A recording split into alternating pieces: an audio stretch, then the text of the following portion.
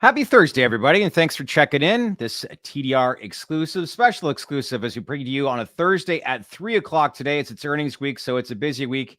We want to have an all-star lineup of guests that are on over these last 2 weeks as we basically give you the heads up on the latest companies announcing their latest earnings. So who's up next? It's Jushi, and we're going to bring on their Chief Strategy Officer in just a moment.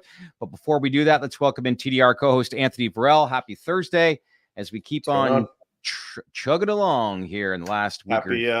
Happy Pi Day. It's March 14th, so 3.14.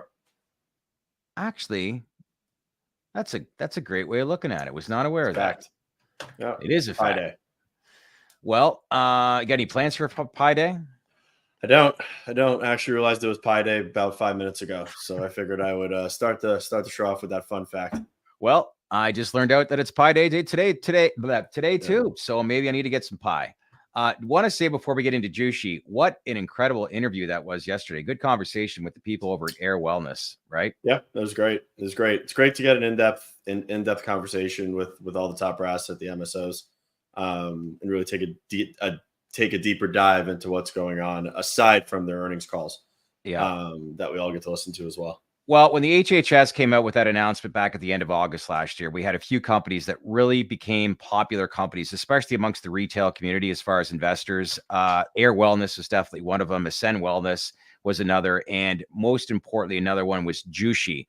And they announced their latest earnings after market yesterday. So we want to bring in, his name is Trent Woloveck. He's the Chief Strategy Officer of Jushi, which trades on the CSE under the ticker symbol JUSH. And on the OTC under the ticker symbol JUSHF. Trent Woloveck hops on for the first time of the podcast. Good to meet you. How are things, sir?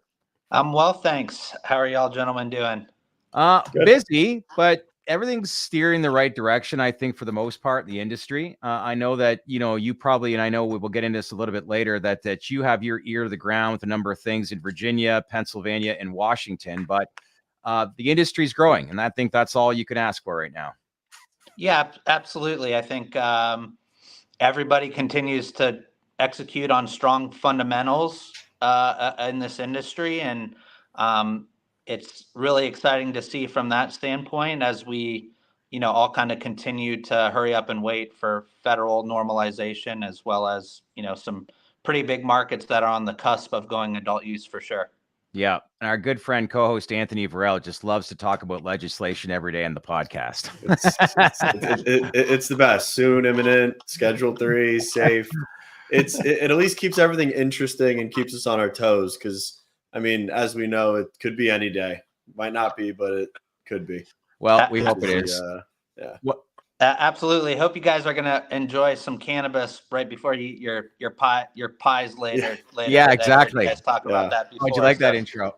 Don't forget the cannabis with the pies. Good point.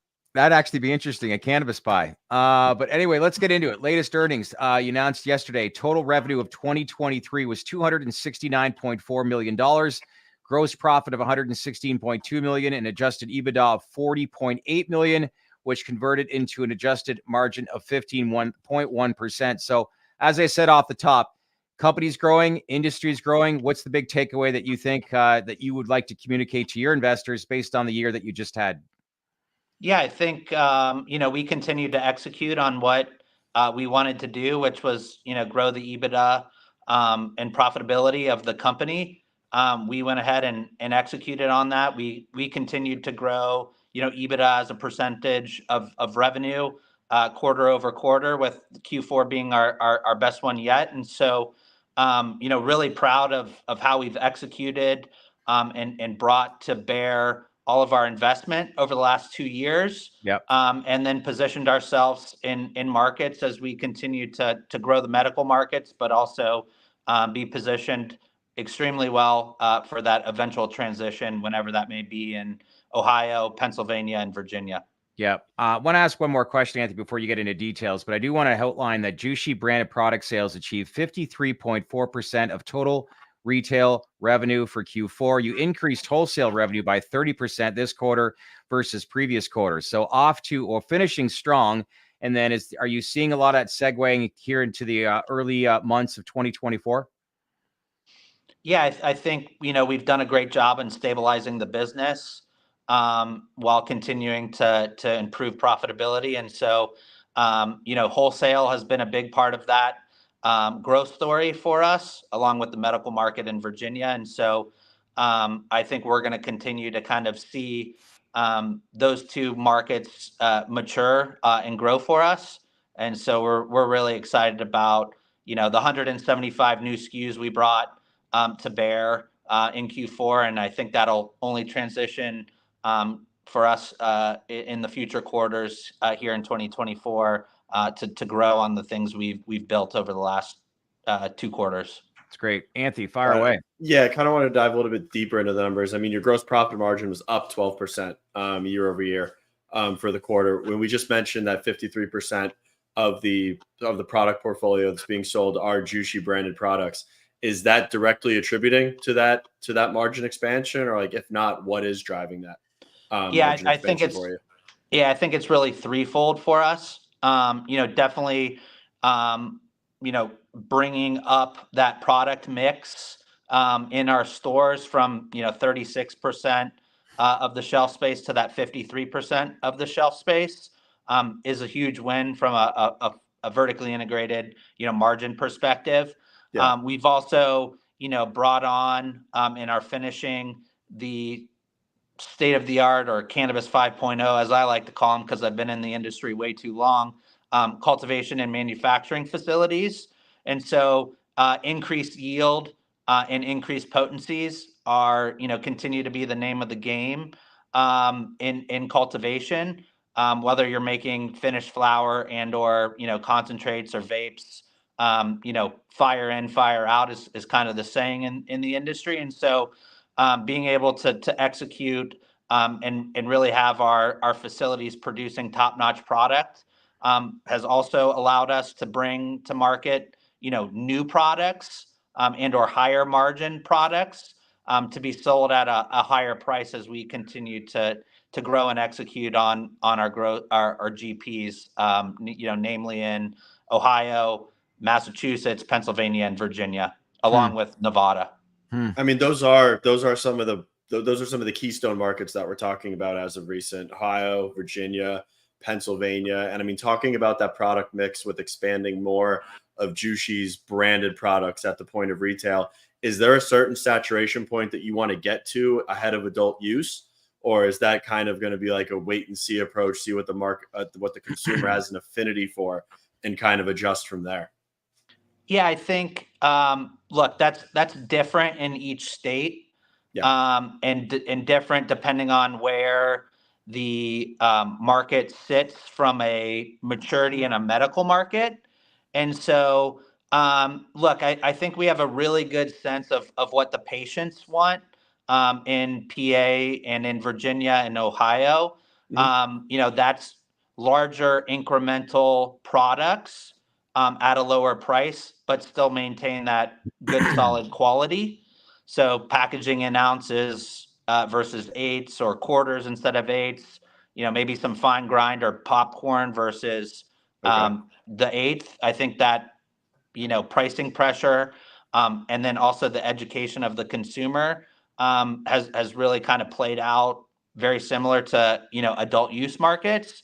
And so, that coupled with vapes and then producing high demand infused products, gummies, chocolates. Those are all things we've, been able to dial in over the last, let's call it 12 to 18 months. And you're seeing all that come to bear with, sell through in our retail. Personally, I think, we'll continue to kind of play with that number. You can't get too high on product mix of your own products through your own store. You need diversification that drives people into the doors. We've seen some people go too far into their own products and they've backed off on that. And we've seen positive results for those companies that have backed off a little bit the last couple quarters. So it's always a fine line not to go too far, but at the same time, you kind of have to look at it from a strategy perspective in each market. I was just going to say, the state of Nevada, you mentioned that. And I know in some of the press releases and stories that your CFO is saying that there's just more and more competitors that are jumping in within that state. Like, how many more competitors have jumped in at in Nevada that you could maybe outline to us that talks a little bit about just what happened within the state of Nevada, but what we can anticipate moving forward? Yeah, I think a lot of that competition is coming from the illicit market, overflowing from California. I would say that's kind of first and foremost. There's also a big Native American presence in the state as well, which definitely plays into it a little bit. They have a much bigger cost advantage than us from a tax perspective, and so on and so forth. So not only that, but then I think some brands that are specific to cultivation and manufacturing have come into market, and in order to try to grab market share, they've driven down price. We'll see how long that lasts, but we feel like that market's stabilized. Flower One's kind of gone now, if you will, which has driven out a lot of that excess supply. And so I think you're seeing stabilization. Unfortunately or fortunately, depending on where you're at in the market, there was a lot of free money slothing around, greater Las Vegas, whether that was like rent abatement or federal funds. So you got a little bit of an artificial lift in 21 and 22. Yeah. And so you're just kind of seeing that all shake out right now. Gotcha. And so you're gonna move forward with what the market's at and compete like other mature markets. So you're seeing an overflow of black market from California dipping into Nevada now. I think that's definitely part of some folks that are coming out of Cali that are needing to expand. Yeah. Being part of that additional pricing pressure on the market. Yeah. Well, let's focus. I know, Anthony, some questions regarding some key states in the Midwest that you wanted to outline. Yeah, I mean, I kind of wanted to tick on Pennsylvania. I mean, you're one of the largest operators there. I mean, that is a mature market that's hopefully ready to convert to adult use. I mean, what's the strategy there? And is that footprint that's right now in Pennsylvania, is that primed and ready to go ahead of the adult use conversion from, I guess, a facility as well as a retail perspective? Yep. So on the retail footprint, we just relocated our second store and opened it in Mount Pocono.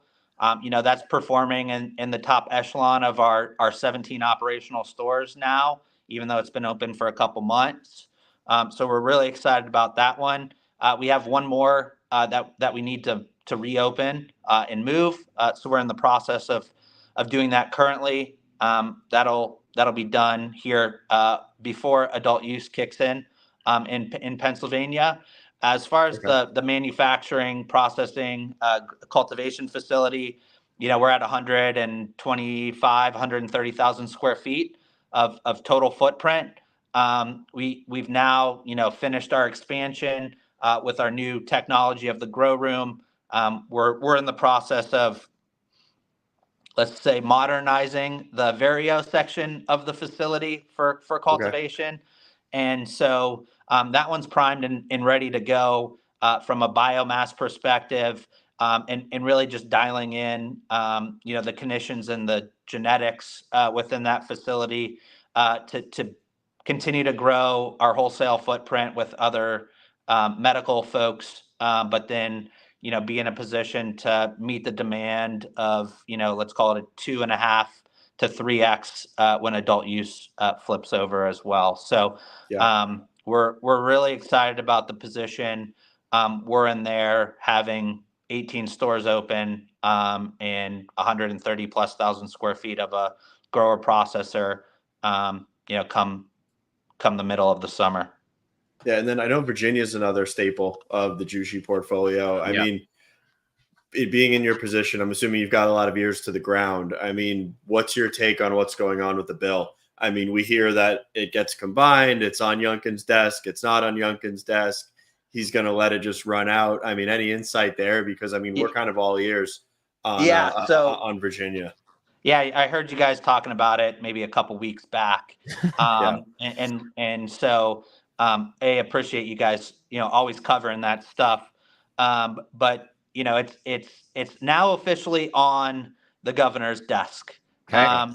As of March 8th, it got combined, got signed by the speaker and the president of the Senate, and the governor now has until April 8th at April 8th. 11:59 p.m. To do one of four things. He can sign it. He can do nothing. If he does those two things, it goes into law. Yeah. He can add a line item, make changes to the bill, and then on April 17th, it'll go back to the legislator to vote up or down on those changes, or he could veto it. And Okay. if he vetoes it, he then could theoretically add it back into the state budget along with his, monies to build the stadium. And so Okay. even if it gets vetoed on the 8th, I would point people that it's not over. It just could be part of the grand bargain. And so I would say we're kind of at the start of the fourth quarter of the Virginia legislative session. Yeah. Nothing's dead. Nothing's off the table. Ask Tom Brady, how much can change in the fourth quarter of a football game. Is he playing in this game? Is he playing in this game? Because if he is, then I think that's pretty accurate. I wish. I wish. Although I don't know if Senator Lucas, if she needs much help. And look, I think Governor Youngkin is, working with some folks that really, want to get a stadium developed in Northern Virginia, bring professional sports to Virginia, quite frankly. Yeah. What's the arena for? For hockey, or is it for football? The stadiums are for the Wizards and the Capitals. Okay. So hockey and basketball. And it's not just, there's a whole entertainment district kind of centered around that. And look, they're bringing HQ2 to that same area. Amazon is. Virginia Tech is building $1 billion, medical school in that area. And so Jim's outlined that to me in the past about Amazon actually opening up. And how many people within Amazon? Tons. Yeah, I think it's around 50,000. Wow. Okay. Yeah, that's what they've said publicly. And that was like a 5-year process that they ran to figure out what the best area was, and they landed on it's called Crystal City, but it's right in between Arlington and Alexandria. Do you think the growing trend with a lot of these governors, when these ballots get put on their bills or put on their desks, that a lot of them, like if it gets passed into law by not even reacting or doing anything, do you think you'll see a lot of that in individual states versus like putting their fingerprints? It just seems like nobody really wants to grab cannabis, but at the same time too, if you can pass it into law without doing anything, one would speculate that probably is going to be the route with amongst a lot of these politicians. Yeah, look, so here's the reality in the Commonwealth of Virginia. This was originally passed back in 2021, where the House was controlled by the Dems, the Senate was controlled by the Dems, the administration, the governor was a Dem, and so they had to reenact certain parts. They thought they would be able to do that. Unfortunately, they lost, the House and the governor's house mansion. And so that didn't happen over the last 2 years. Now that the Democrats took back the House, the bill was able to pass through the House and the Senate. Obviously, it's on the governor's desk. And so the governor could easily say, I didn't do this. The Democrats were just cleaning up the Democrats' mess that they made back in 2021. And, oh, by the way, I just brought $2 billion of economic development, tens of thousands of jobs, and 2 professional sports teams to the Commonwealth. He could deflect that pretty easily. And so That puts I think things into there's a perspective. scenario that could realistically happen. That'd be interesting. I mean, it sounds like a great Very. political play for him. I mean, one of the other markets that you guys are in ahead of adult use again is Ohio. Yeah. Currently have one retail location there. I mean, that's the one that's and with Ohio being the market that's the closest to adult use sales out of the three. I mean, are there future plans for Ohio expansion that are currently in the pipeline?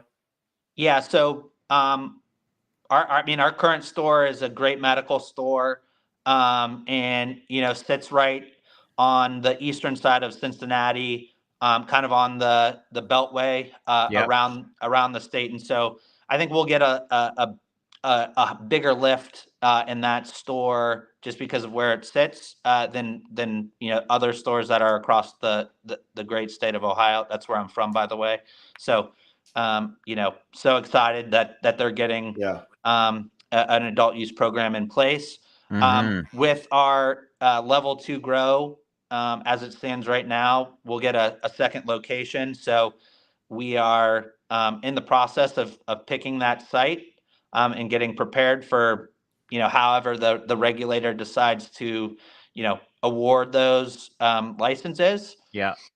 And then I think as we look at bolt-on M&A, Ohio retail will be at the top of that list because it's going to be a kick-ass market, but B, under kind of the proposed regs, we would get to expand our cultivation upwards of 15 to 20,000 square feet of cultivation. And so while we wouldn't go all in on cultivation or the wholesale market there, I think we would be responsible in building out a little bit more square footage to be able to supply what I think the cap will be, which is 8, and kind of work towards that number.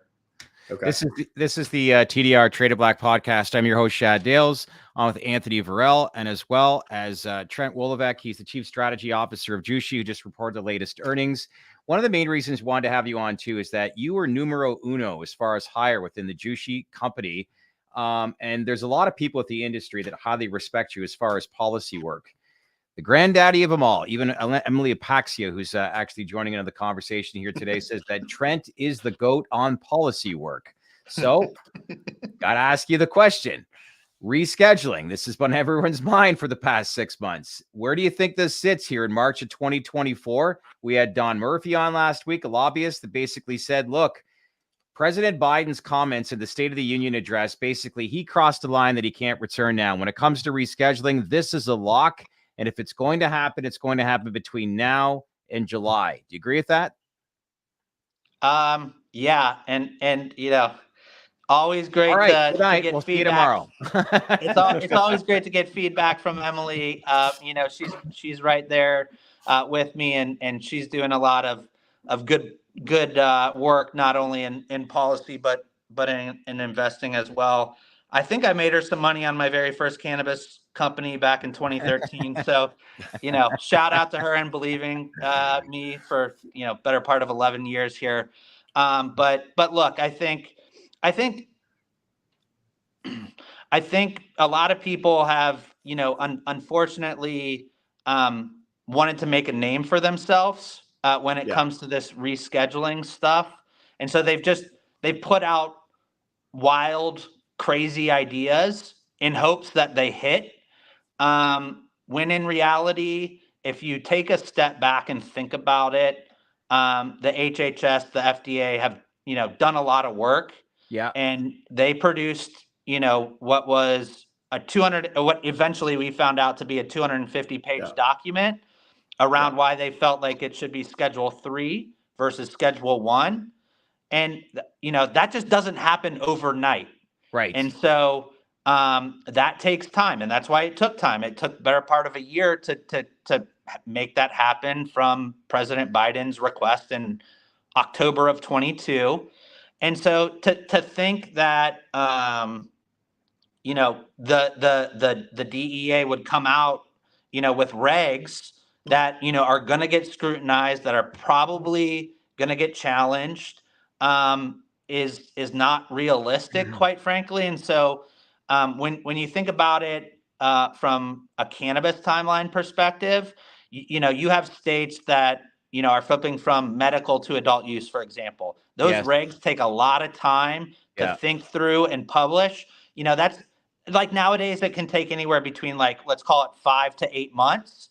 And so I think we were all really excited when it all came out, but to expect, the DEA was just going to come back in 2 weeks and 2 months and be like, Yeah. yeah, we agree. Yeah. And It then does sound just crazy when you put it like that. yeah, and then you just you throw some spaghetti on the wall and hopefully it sticks. That's not realistic. And so I just think people get a little concerned with, obviously, no news. People start thinking. We've got a roundtable discussion tomorrow that includes the vice president and Fat Joe, and I don't think people really are too keen on their future of their investment portfolio being dependent on rapper Fat Joe. But at the end of the day, look, go ahead. I don't think anybody's voting for President Biden because of pardons. Right. They're going to vote for Biden.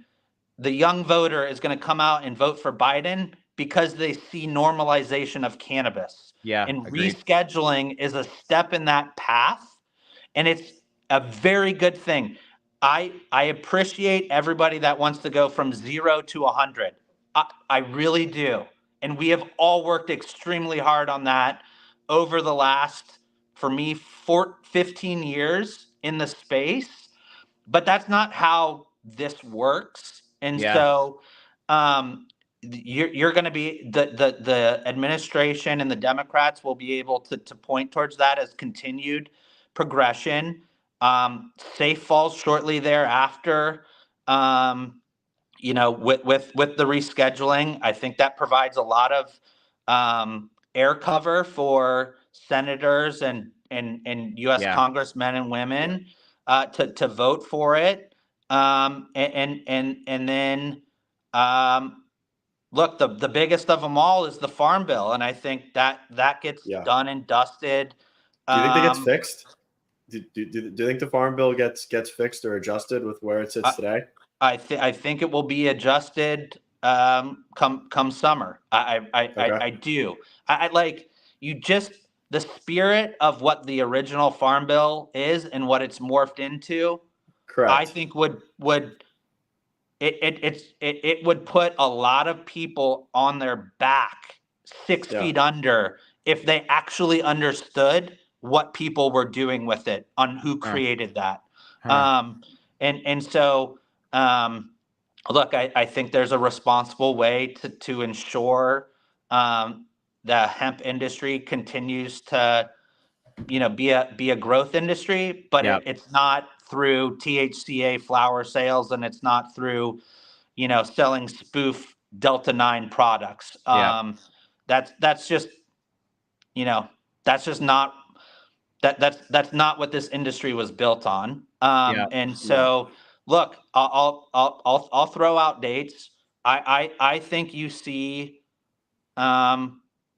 rescheduling come sometime after April 1st and before the summer. And if you make me really pick dates, it's going to be sometime between April 9 and April 19th. Boom! There is your hook right there. I hope you're right. I like it when actually somebody comes on and throws out dates. And I think if it rolls into the summer, that's not a big deal. If it rolls into the fall, it's not a big deal. But if the administration and the Democrats want to continue to, fend off what and how they've done, over the last 3+ years, this is an easy and a huge win for them. People will react and come out to vote for this. And so I just don't think, this is a once in a lifetime opportunity. I don't think you can just ignore that. Well, you got a few people commenting in here. They like that. Emily's saying, but I think you nailed it, because it's not something a lot of people say. And this is not an easy process. It's No. not something the DEA can just flip and say, all right, guys, here you go. This needs to be well thought out. It's going to get scrutinized. It's going to have to stand up to the scrutiny, and then it's going to have to go through the motions. And for us to even expect that in 6 months is a little bit diluted, to say the least. Yeah, and I think the other important thing is to point out. I mean, I have to laugh at this because the president of the United States, in his State of the Union, said nobody should be in jail for possessing or consuming cannabis. Correct. And we are working on rescheduling cannabis. Was it by accident that the Wall Street Journal came out a couple days later and couldn't name a source or said, the DEA's and, a frenzy because they're not wanting to do this? Number one, and let me be perfectly clear, the DEA does not get to render an opinion on the science behind where cannabis should be scheduled. They get to make sure that we don't foot fault on anything from a legal perspective. And then they have regs around to manage what it means to be a Schedule 3 narcotic versus a Schedule 1 narcotic. And so that's what the DEA does. It doesn't get to say, drug XYZ should be a Schedule 1, 2, 3, 4, 5 or descheduled. That's not their job. That's not their gig. And so the fact that I think that's really affected the market over, let's call it the last week, with people coming out again, going back to earnings. I mean, killer quarters and killer year ends. Yes. I think is unfair and unjust to the industry. Yeah. All valid points. Got a few people here that really like that comment. One of them says that you need to be part of our betting pool, and if we could ask $420 from you. So Emily actually writes that her birthday's on April the 10th, so I'll take that as a birthday gift. But look, if you've get your ear to the ground, and when it comes to having conversations with policymakers that you feel like, I keep hearing to a lot of people, and no one knows for sure. I don't want to speculate and get people steered in the wrong direction. But I've always heard early part of Q2 would probably be the most likely time that we could see an announcement. Whether that happens or not, I don't know, but it's encouraging. If you want to throw out some dates, we love hearing those sorts of things because it gets people leaning in and more interested. Yeah. And again, if somebody tells you they actually know it's going to happen, that's a lie. Yeah. I'm just using prior experience on when I think, there's a realistic opportunity that it makes sense from a timing perspective. Yeah. But again, if it doesn't happen until May or June, I don't think that's the end of the world either. But you feel confident something will be announced in the spring at some point, you think? I feel very confident if the administration wants any lift for 2024, they need to do this sooner rather than later. Yeah. That's what I'm confident in. Well, when you look at a lot of these catalyst moments, as we've outlined, Anthony, you have possibly rescheduling. When I look at your company, possible rec, in the state of Pennsylvania, Virginia, you talk about Ohio and the expansion there. These are some of these, not only growth states, but growth companies that have some great assets in key markets, which Jushi's had, and great job, I think, as well on the name and the brand. It really sticks out amongst the other peers, but I know our good friend Andreas Newman has been very helpful in bringing that to life. But a good team in play, and congrats, obviously, on just the progress, I think, overall as the company. But thanks for explaining some of the things that took a little bit of a downturn with some stuff in some states, but then we look at ultimately the overarching strategy as to what you're able to achieve and what investors can anticipate as we progress further here in 2024. But more importantly, appreciate you checking in. Awesome. I appreciate your always your coverage on the industry, your purview, and thoughtful kind of insights. So glad I could be a part of it. Look forward to the future, and just promise me if my dates hit, you'll have me back on so I can you'll be run on around and wave the flag a little bit. You'll be on that day if it's in those time parameters. Where do you live? Where do you live? My just in case the IRS is listening, my residency is in Denver, Colorado, but I'm in the air for the business 80 to 90% of the time. We'll do a live stream from the backyard of your place in Denver, Colorado, if you hit it on the right date. How's that sound? Just tell me the time. I'll have a glass of champagne and dunk some chicken tenders in there for you guys. Nice. Good stuff. Well, listen, again, appreciate you checking in. Tell Jim and Andreas and the rest of the team that we say hi and congrats, and let's keep in touch. Thanks, gentlemen. Have a great afternoon. Have a good rest of your day. Good guy, to say the least. But yeah, I just heard a lot of stuff, and to our viewers out there, like, Trent is very well connected, as Emily actually pointed out in one of her comments about having conversations, having his ear to ground to Washington with policymakers. But in addition to obviously the numbers that Jushi announced earlier this week, wanted to get kind of an idea. And wow, that was some great feedback, because not only do people don't really like to put on dates, but hey, if he wants to put on a date, I'm all ears. And I think that's what garnered some attention here with some of the comments. Smart range. We're ranged. What is it? The 9th to the 19th. It's a good range. I can live with that. You dressing up for that? And that if it hits that date range, based on some of the bets you had earlier or last month, we shall see. I will not be dressing up like Kamala Harris anytime soon. No, that is come and gone. Yeah, we had some good comments here. Guap is holding everything on the background. He'll be back on again tomorrow, but you had some great comments. Would rather have Taylor Swift on it over Fat Joe. Yeah, that's probably not a bad suggestion, but I want to give him credit. I don't really know his story all that much, but who knows what happens. So I looked into it this morning. Apparently Fat Joe works with a lot of rehabilitating people coming out of jail. Does he? Okay.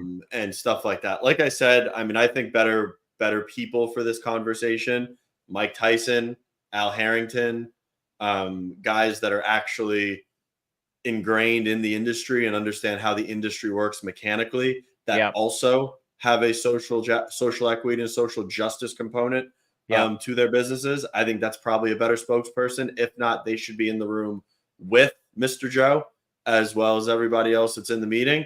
But the conversation's happening. Kamala's having an event at the White House that has to do with marijuana. Yeah, I'll take it. I'm not going to sit here and complain.